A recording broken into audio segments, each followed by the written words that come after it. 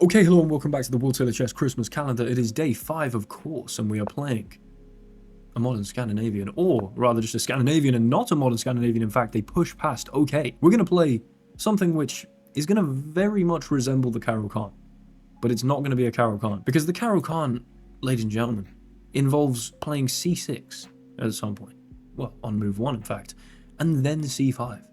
These guys have not realized that chess, the rules of chess entail that we are simply able to, if we want to play c5, play it in one move.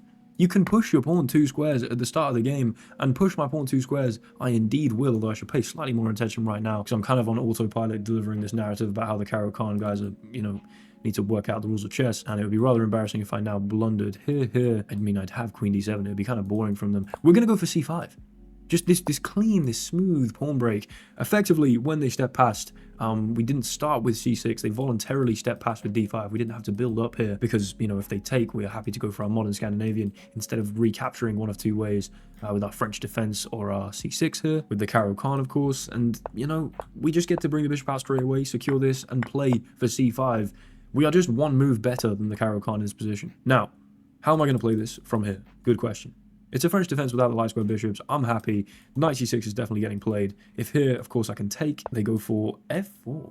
Okay. I mean, yeah, it's just a French without the light square bishops, which the light square bishop in the French is notoriously terrible. So being able to bring it out, trade it off, and then play a French, I feel like this is definitely, I don't want to see any Caro-Kann accusations. We're playing a French here.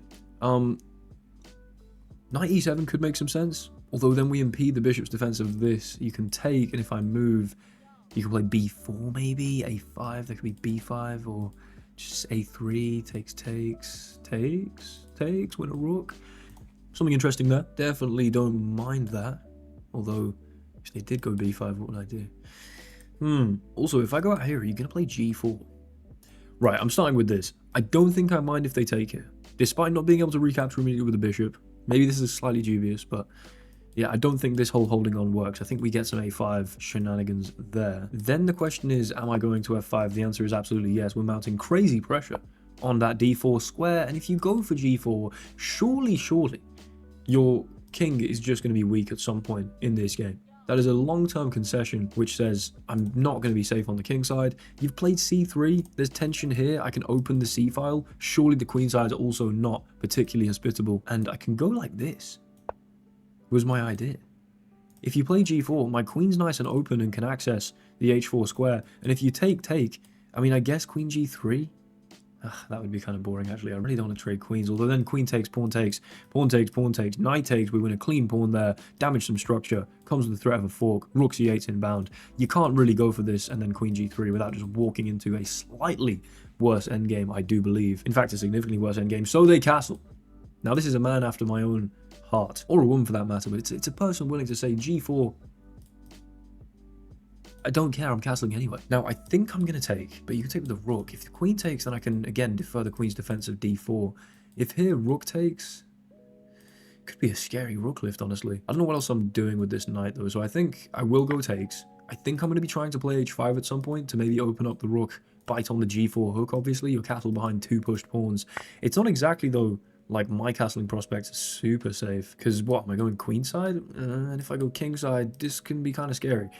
I think it might be appropriate to grab this or play queen b6. Queen b6 keeps this bishop honest, so that's we also get on this diagonal. You've pushed the f pawn, there's something to be said for that.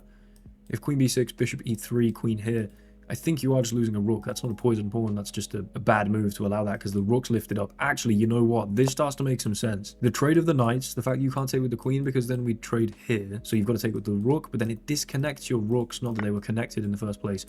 But now you got to take here because I was threatening to just take. And if bishop e3, this was a problem. How else do you hold here? In fact, you know what? Did I miss a trick there? Should I have taken here first, takes, and then gone queen b6? Maybe I massively should have done that. I might have just missed a free pawn, which is unfortunate, of course. Damn, okay, we do get bishop c5, though. I really should have thought about that. They didn't have anything. I think that's a bit of a missed win there. C takes and then the queen b6. They do move the king up. You got to respect it, of course. But also, surely this is a problem. The bishop's being kept honest here. At some point, you probably are going to play b4. Although, not if I've got anything to say about it.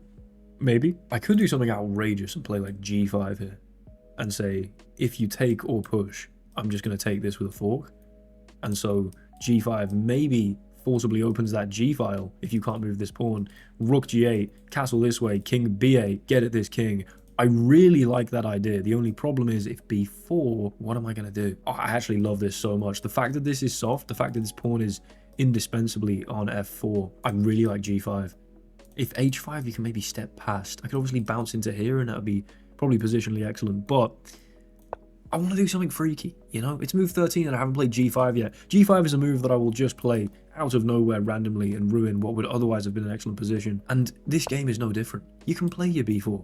I knew that was coming, you know? I 100% knew that was coming. If I go here and you take, no, that doesn't make any sense because it's tempo on my queen. But I was thinking I can just go back to e7 with the bishop and then we've still got this threat. Taking here to open the g file, to castle here, to hide over here.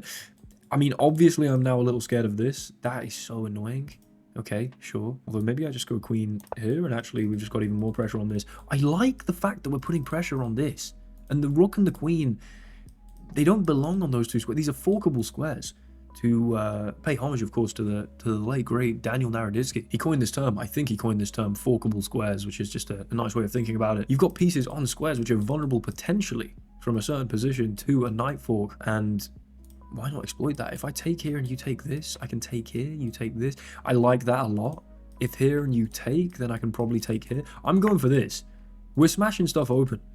Now, my king might not be very safe, but I think your king is also not very safe, and that's a pretty fun looking game to me. They do obviously take. Okay, we're kind of committed to taking here. Pawn takes and there's tempo on the rook, of course, and it's not only a rook, but a promotion to a new queen. We've obviously got to take, and then they're going to recapture here. Do I get queen b2 in the end? No way. So you can't take this because of queen b2 in the end? Hold on. Hold on. Also, is this a problem? With this, my queen is in a fantastic position. This king's soft. My king is actually safe as hell. G file is getting opened. If you take this, I genuinely think queen b2 might just win me the game pretty much on the spot. So maybe there's half a dream of holding onto this pawn. What else? You've got to stop this, and you can't come back here or here. You could go queen e2, of course, but maybe the bishop comes to c5 and holds this. That does precisely nothing to stop this, surely. They want to set up this idea of check. I see that. I see you want rid of the queens, but if I go check here, how am I not just grabbing this? I really think I am. Am I then getting into some trouble here? Very, very possibly. But surely, I nearly just misclicked my queen to b3. This check has to make a whole world of sense. You cannot block it. I don't think, at least. You know, you can't come to here or here, and neither this nor this makes any sense. You've got to go back, unless you want to come up. That's also possible, I guess. Okay, fair enough.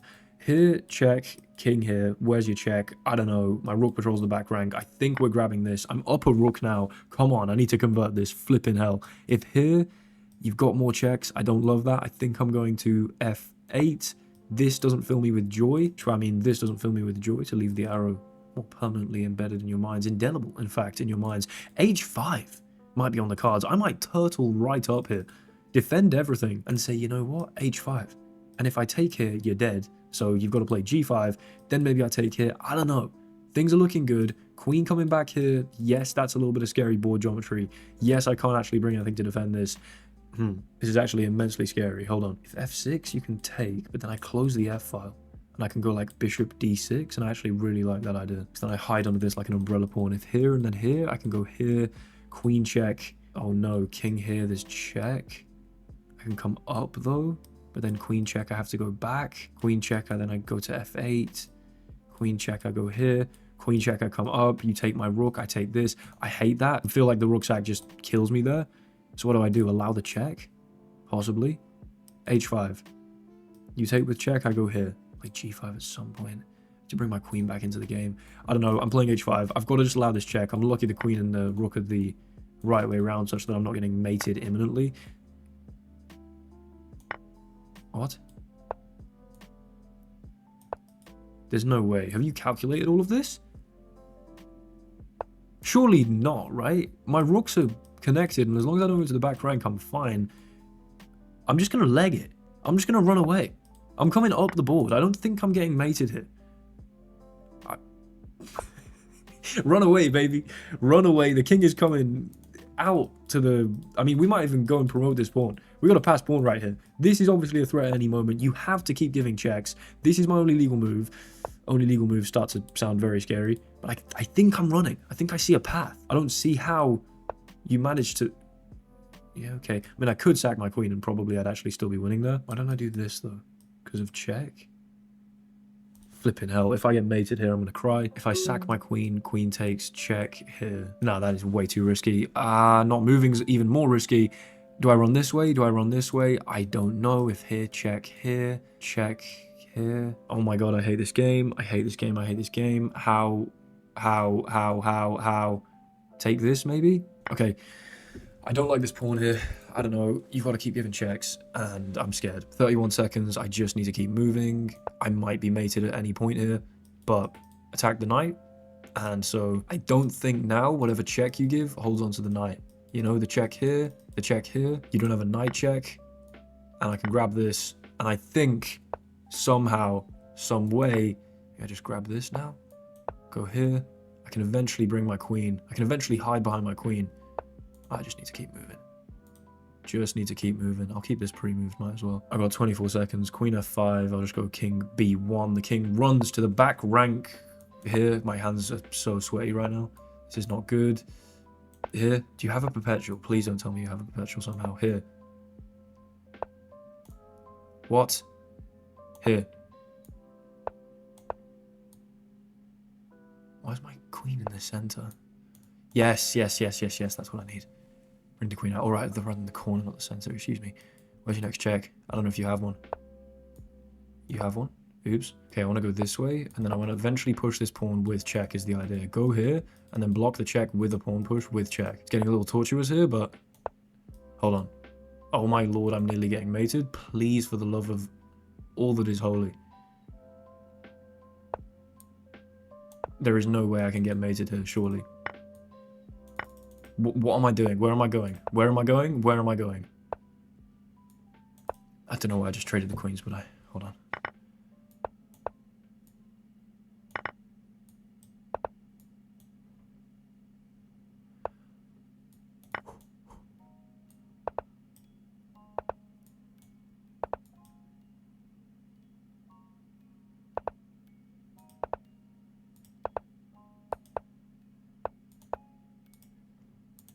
What am I actually doing?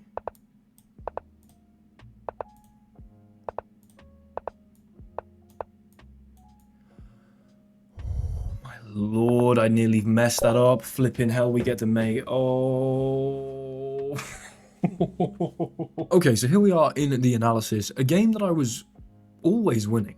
Apart from the initial move where after d5, okay, the Scandinavian, they can claim a plus 0.5 advantage. At no other point was I anything other than winning or drawing. Now, obviously this flitted between when it sort of jumps off the cliff here and goes down the screen. It's then just forced mate. I think that's at this point here where...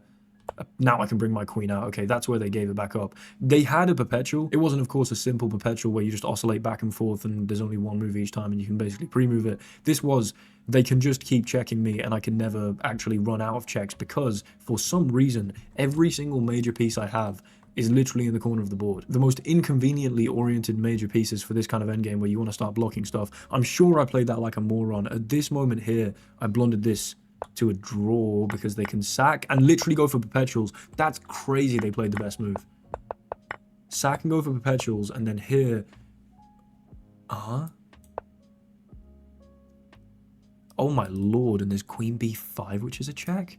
Which is a threat, excuse me? And if I take here, you have to play king g3, and now this is a draw because if I go here, that's literally mate. Okay, the craziest scenario where I'm just surrounded by pawns here. They had to find queen d7 to draw, and then in that position, I'm pretty sure I'd have taken, and if they played this, I don't know if I'd have found this. I mean, probably I'd have been looking, but I'd have wasted all my time. Then check here, check here, check here, check here, check, and it's going to be a perpetual unless I go one of the other ways, and then when I take, it's going to be this kind of repetition, and if I go this way, I'm going to end up losing both my rooks, and then grabbing this, and it's going to be some kind of draw anyway that I'm going to flag to. Crazy stuff. Absolutely insane stuff there for them to have... Yeah, they shouldn't have gone for this check. Apparently now I start running. I should have gone this way. I don't know why I didn't. I don't know why I didn't. Can I remember why I didn't? Because here, I just thought I might get mated somehow, to be completely honest. I don't know. I guess you just don't have a follow-up check. Yeah, you don't have this, you don't have this. With low time, it's incredibly hard to sort of feel safe doing this, although spending 45 seconds on that is appalling. Also, I was right, you could actually sack here, that's pretty awesome. And then take here, king takes. And I'd get rook g8 if king took, actually. And then apparently I'm winning. I guess I can start promoting this pawn probably. But of course, yeah, just going into here would have been better. Then I blundered it back to a draw. They kept giving the correct checks. I picked up the knight. They're down 2 rooks and it's a draw because I just can't evade checks. However, that requires them being very, very precise. And at this moment here, queen c6, actually not that precise. Yeah, you just have to give a check that I can't block. This check here, I can go this way. Now you can go here. Now I can go here. Now you're giving this check along the diagonal here. Then you get queen g2 here, and apparently you can win my queen eventually. And then I'm playing with rooks against the... Yeah, just an unbelievable, like, my king is in the center of the board, and literally all my major pieces are just in the corners, completely useless to block checks. But they eventually slipped up. They did very well to give so many correct checks, being down 10 points of material. This was then foolish. And then I think... Oh no, yeah, from here it was just easy money. Oh, well, not easy money, actually. I nearly blundered it. I don't know why I did this. I was trying to get fancy. I don't know. The idea I was trying to set up was something vaguely like this, where I come to here, and then when they check me along here, I can block in this fancy way with the pawn that also discovers the check and wins the initiative that way, and then I can take, and obviously I'm going to be mating there. I didn't quite work out. I don't think there was a neat way to do that particularly. Ran with the king further. Just ran away. And then here, you can go check. I don't know why they didn't go check. I guess I can bring this out, and then that's why. Because my king is going to get a discovery. If you give me the check and let me move off here, then when this happens, I get the check. You now move your king, and it's my move, and we can go like e2, etc. Can make a knight if I'm feeling really fancy. In fact, that's really not a bad move. That's like one of the best moves here. Nice. And then there'd be a beautiful idea to go queen. I'd have probably gone queen d4, to then just take the queen off the board. I don't know. There's fancy stuff you can do, of course, under promotion, losing a queen to win it back. But after I went back and they went this way, of course, I mean, I could have just gone e2. I could have also won the queen and made things way easier. I was just sort of hand on the queen, or rather mouse cursor over the queen. It was like, right, get the queens off the board. I've got 4 seconds. I just need to get rid of their pawns. Nearly fumbled it by pre-moving this, which is terrible. I should have pre-moved rook to h4, because then if they play h4, it goes through as a pre-move. If they play h3, then rook h4, and I can pre-move this on the next go. If they play h2, if they don't move this and they instead move the king, then I can, yeah. Bad pre-move technique there. And then trying to do this with the rooks, dancing around like this, and trying to ladder mate with the rooks in a pre-movable way. Obviously, it's easy to do. If here...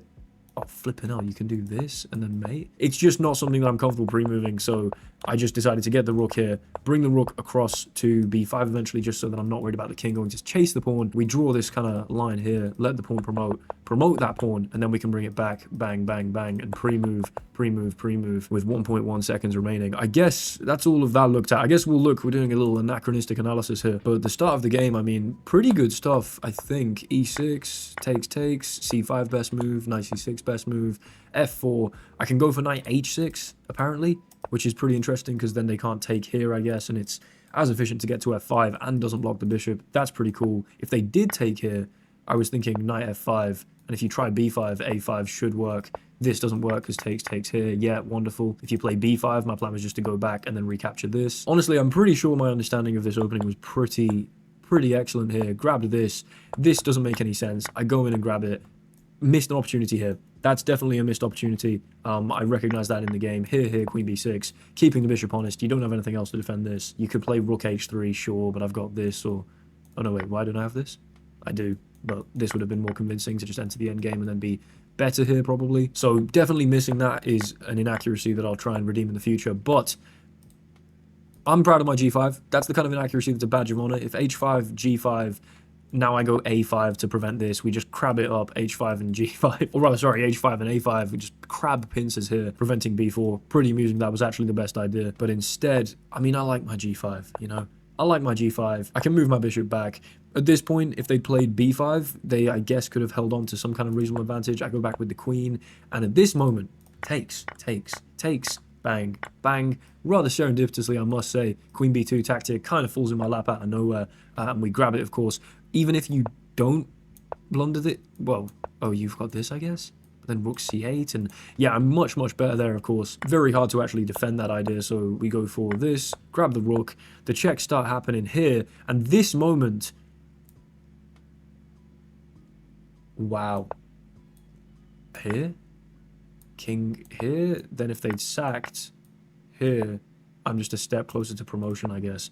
And if check and here, and check and here, and queen d7 now, I can take this with check to then make a new queen. That's the difference. Ridiculous engine stuff. I'm clearly not seeing that. What I probably should see... Actually, I don't know if I should have really appreciated the fact that there was that perpetual check, or that there were some perpetual checks to be given. Because this is very reasonable here, and I need to go king g8. And that's just... I feel like that's kind of hard to do. I want to hide in here. I don't want to sort of have this opened and somehow be just sitting here. I don't like it. It looks kind of uncomfortable. I also need to hang a bishop, by the way. But then I guess I get the initiative and I can take on a4, and I'm probably mating you here eventually. Yeah, awesome, sure, I can win this, or I can go here. So yeah, king j would have been better. That's, I guess, the real mistake. And then, yeah, freaky stuff with the king running all the way over the board and eventually getting the mate. Thank you immensely for watching the 5th episode of the Will Taylor Chess Christmas Calendar. I mean, entertainment value and also quality from this game, pretty high, I think. Despite the massively increased upload schedule, the quality does not seem to be dropping. If you enjoyed this video and you want to see more like it, check out the Patreon. The link is in the description. There's been a few of you joined recently, which has been awesome. You'll notice, I believe, the end screen of this video, and also I think the last video will have been looking a little more cluttered on the esteemed patron scroll, on which you will get your name should you join the Patreon, because the army is growing. The WTC army is growing. There's a bonus video every single Sunday. There are, I believe, 40 up there right now for you to access at the mere click of a few buttons, and parting ways with approximately £8. You get discount codes from stuff I sell on the Patreon, namely the Blumenfeld Bible. There's all sorts of fantastic reasons that you should join the Will Taylor Chess Patreon. But of course, one of the main ones is just through your eternal generosity in supporting the channel and wanting to see me succeed in this YouTube venture. If you're liking the content and you fancy it, check it out. If you're not remotely interested, I nevertheless hugely appreciate your viewership on these YouTube videos. Hopefully you're enjoying the Christmas calendar. In general, this is kind of a, I think each video doesn't do as well because of the sort of repeated thumbnail, because I sort of upload so regularly during the Christmas calendar that the videos kind of cannibalize each other. They don't really get off the floor as much before the next video is there, taking up the kind of viewership from the audience. But I know my core audience absolutely adores the Christmas calendar, so it's going to be a staple here on the Will Taylor Chess channel for the rest of time. I'm going to let you guys go and enjoy whatever the hell you're doing now. Actually, what more is there to life than watching Will Taylor Chess videos? I don't know what you could possibly enjoy outside of this. I'll see you later, and by later I mean tomorrow for day 6. Hasta la vista. Goodbye.